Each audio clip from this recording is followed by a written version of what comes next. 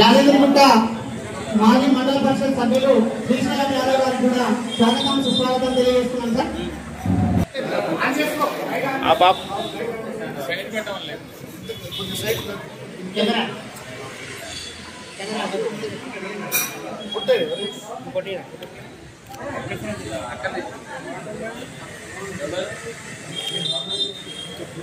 Programme చాలా పోయేది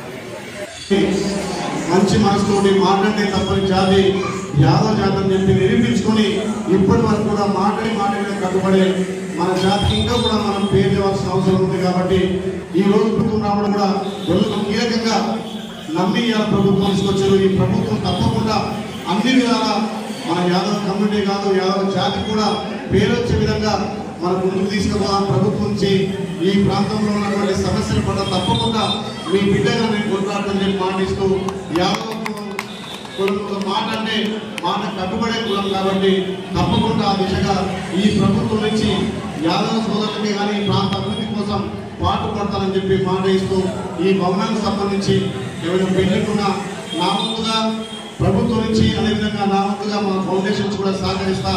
మా లక్ష్మణ గారు మళ్ళీ కంపెనీ ఇనాగ్రేషన్కి రావుతున్నారు కాబట్టి అతి త్వరలోనే ఇచ్చినటువంటి రాజ్యసభ సభ్యుడు అనిల్ కుమార్ యాదవ్ గారు ఉన్నారు. ఆయనతో కూడా స్పెషల్ ఫండ్ పెట్టించి మన ఎమ్మెల్సీ ఎమ్మెల్యే సభ్యులు కూడా కొంత చెప్తారు. ఫస్ట్ వాళ్ళ బాధ్యతగా చేయాలి కదా.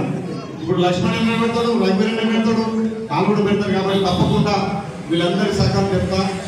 మళ్ళీ ఈ భవనాన్ని ఇక్కడ అందరూ ప్రజాప్రతినిధులు మంత్రులు ఎంపీ గారితో అంగరంగ వైభవం నిలుస్తాం.